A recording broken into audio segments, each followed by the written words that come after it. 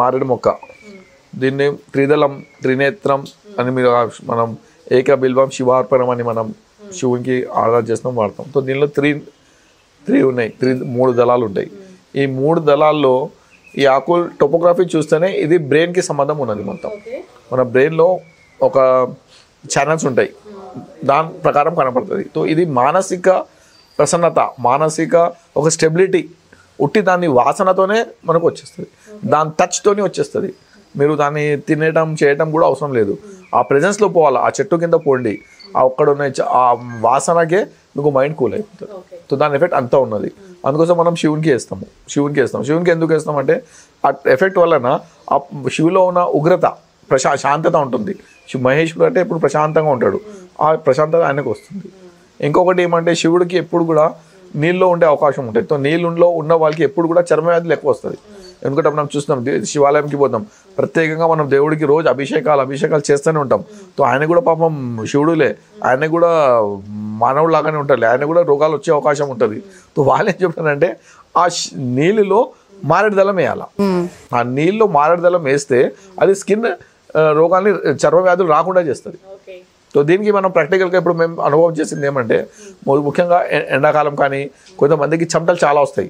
చెమటలు వచ్చి మనకు ఆ డియోడ్రెంట్స్ అవి వాడుకుంటూ ఉంటారు. సో ముఖం మన బాడీలో అంతా వాసన వస్తుంది, ఒక ఏమంటారు దానిలో ఫౌల్ స్మెల్ వస్తుంది. సో అది ప్రివెన్షన్కి మీరు ఏం చేయాలంటే ఒక 4-5 మారేడు ఆకులు తీసుకొని ఒక అర్ధ బకెట్ నీళ్ళు దాన్ని కొంచెం ఇట్లా మసలేసి అర్ధ బకెట్ నీళ్ళు రాత్రిపూట నానబెట్టేసండి. పొద్దున స్నానం చేసిన తర్వాత మొత్తం సబ్బుతో స్నానం దేంతో చేసేసి చివరిలో ఆ నీళ్ళు తీసుకొని బాడీ మొత్తం రాయండి. స్పెషల్లీ యాక్సిల్లో ఎక్కడ మనకు స్వెట్టింగ్ ఎక్కువ ఉంటుంది, తలకి ముఖానికి రాసి వదిలేసండి 2 నిమిషాలు. దాని తర్వాత బయట వచ్చండి. సో మీకు ఆ రోజు అంతా ఎంత ఉంటుందంటే మీరు పొద్దున్న స్నానం చేసి సాయంత్రం దాకా కూడా అంతా ఫ్రెష్నెస్ వస్తుంది. ఓకే. సో దాని స్పెషాలిటీ అది.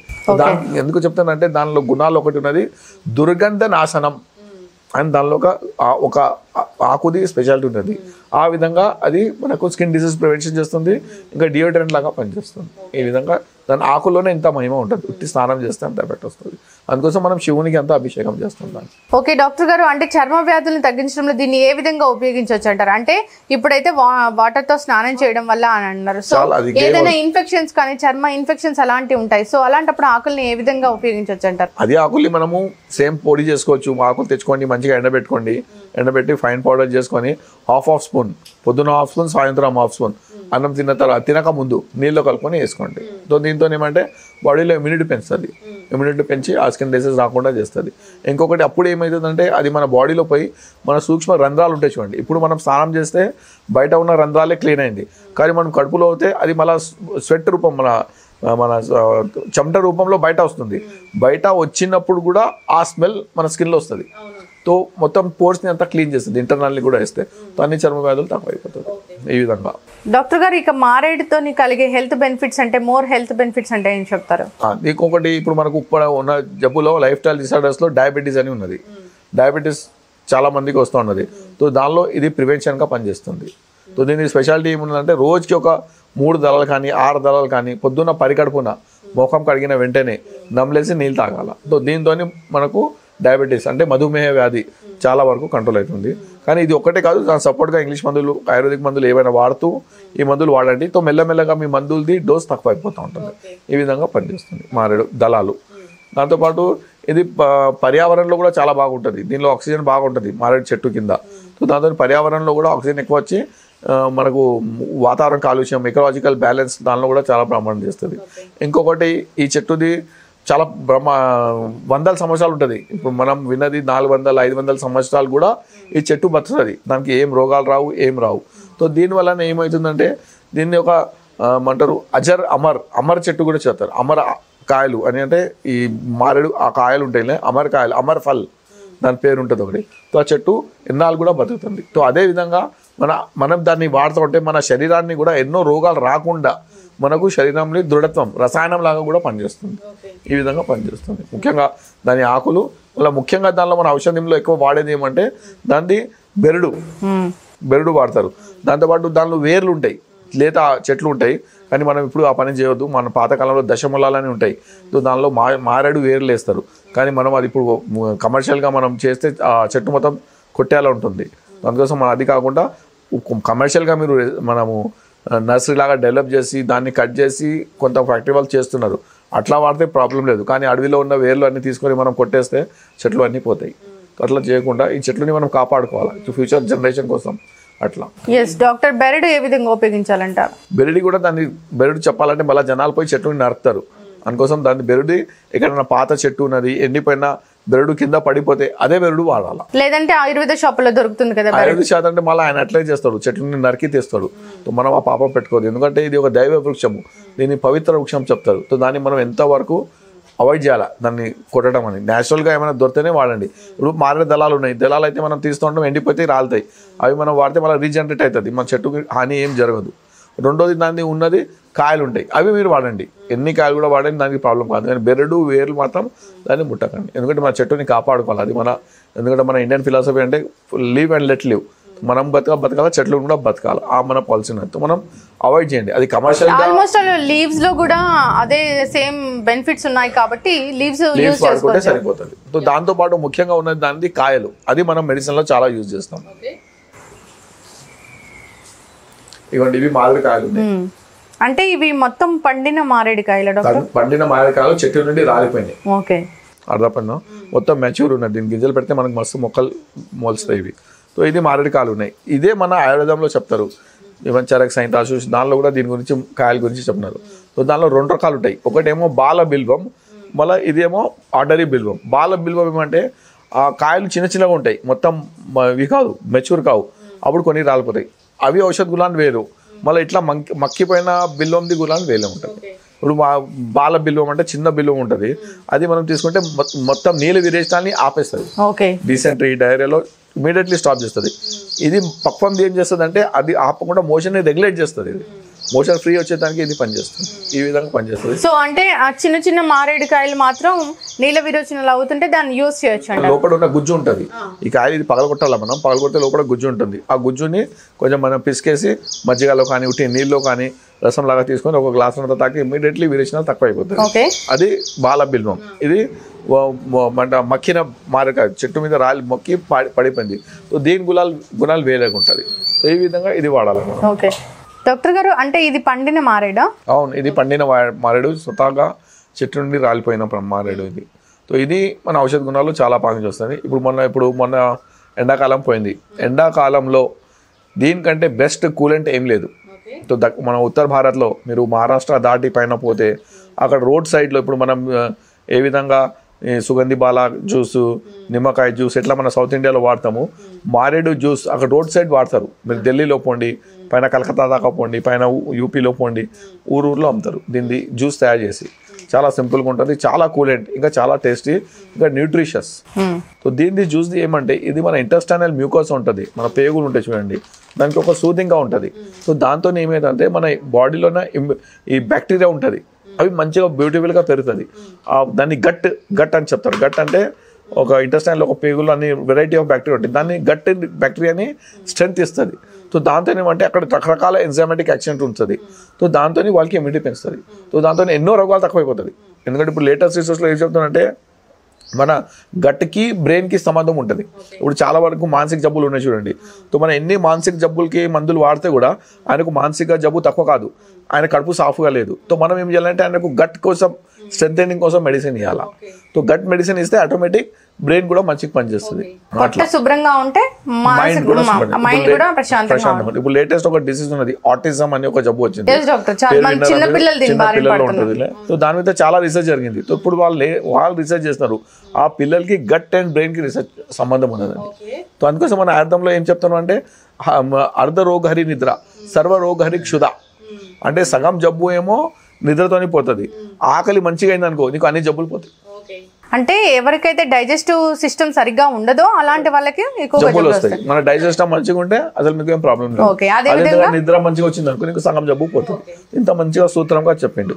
సో ఈ మారేడు మన ఇంటెస్టైన్ ట్రాక్ లో ఏదైనా ప్రాబ్లం, మీరు గ్యాస్ట్రిక్ అల్టర్ రండి, మౌత్ అసలు రండి, పైల్స్ కానివ్వండి, డిసెంట్రీ, డయేరియా, అన్నిట్లో మొత్తం ఇంటెస్టైన్ ట్రాక్, లివర్, దానికి అంతా పనిచేస్తుంది.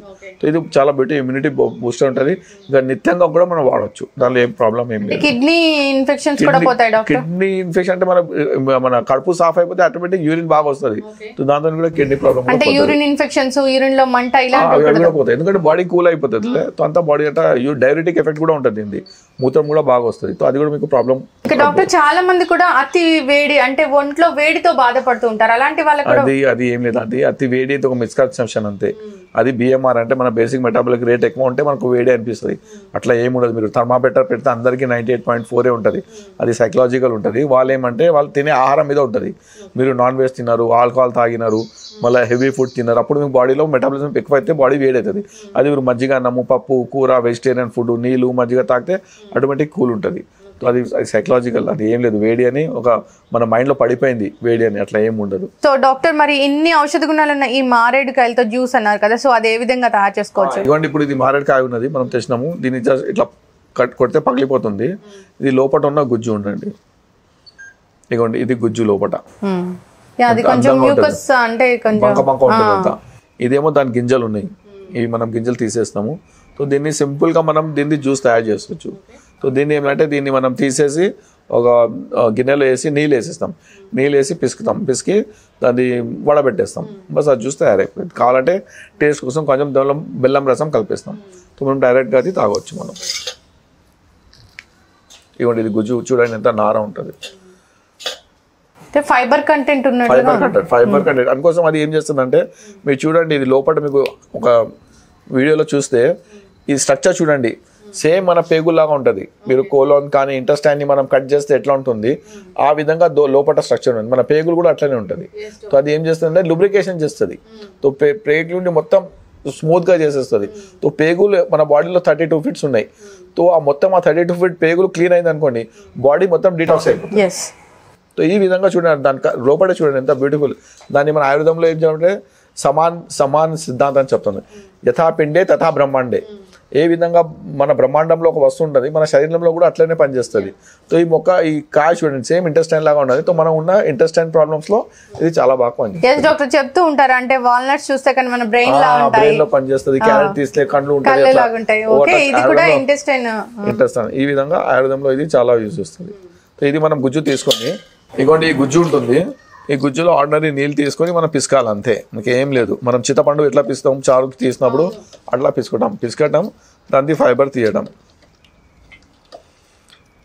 కానీ ఒకటే చేయండి, దానిలో ఉన్న గింజలు పారబోయకండి, ఆ గింజలు తీసుకొని మంచిగా పెట్టుకోండి, నీళ్ళు వేయడం, మళ్ళీ దాని నుంచి మళ్ళీ ప్లాన్ చేసుకోవాలి. ఎందుకంటే ఇవాళ రేపు మనకు గింజలు దొరకలేవు. సో ఎవరికైనా మీకు తెలిసిన వాళ్ళు ఉంటే మీరు పెంచుకోండి, లేకుంటే ఏమైనా ఫారెస్ట్ ఆఫీసర్స్ ఎవరైనా మీకు తెలిసిన నర్సరీ వాళ్ళు ఉంటే వాళ్ళకి ఇవ్వండి.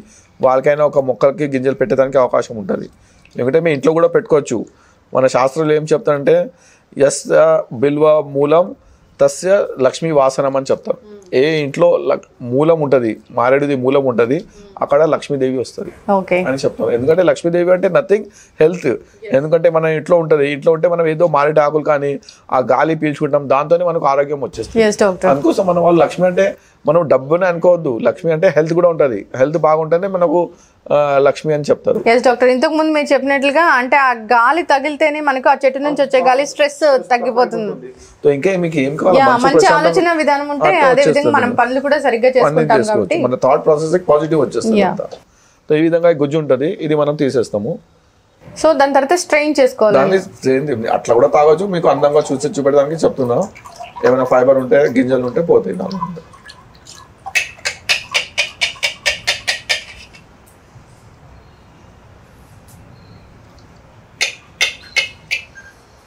ఇదిగోండి, ఇది మీ జ్యూస్ తయారైపోయింది. ఇప్పుడు మీకు ఏమైనా టేస్ట్ కోసం కావాలంటే, ఇప్పుడు ఇది మనకు స్వతహాగానే తీయగా ఉంటుంది, కానీ మీకు కావాలంటే కొంచెం బెల్లం పొడి ఉంటుంది, లేకుంటే షుగర్ కానీ దానిలో కలుపుకోండి.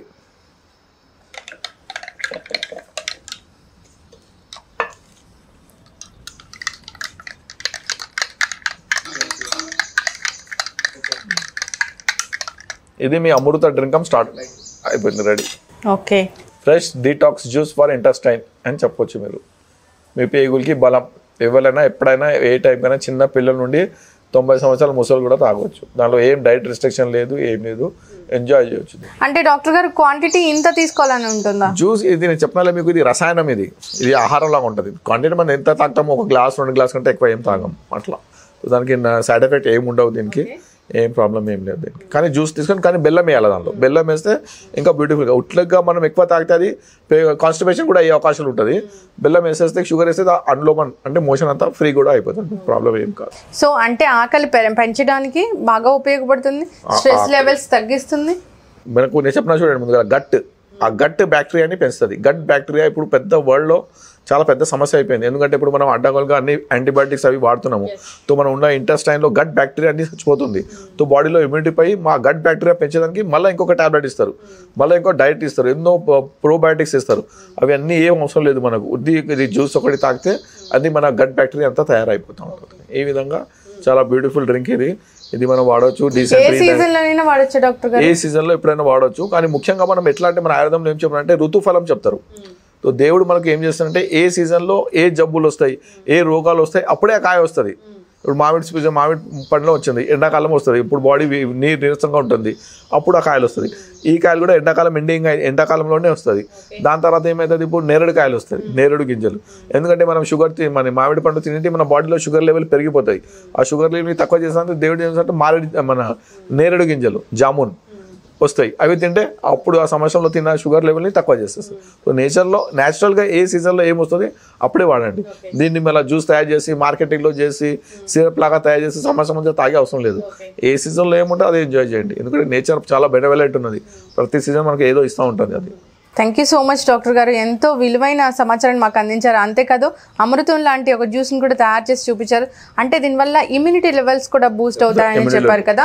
సో దానివల్ల నెక్స్ట్ వచ్చే డిసీజెస్ రాకుండా కాపాడుకోవచ్చు. Thank you so much doctor గారు, ధన్యవాదాలు.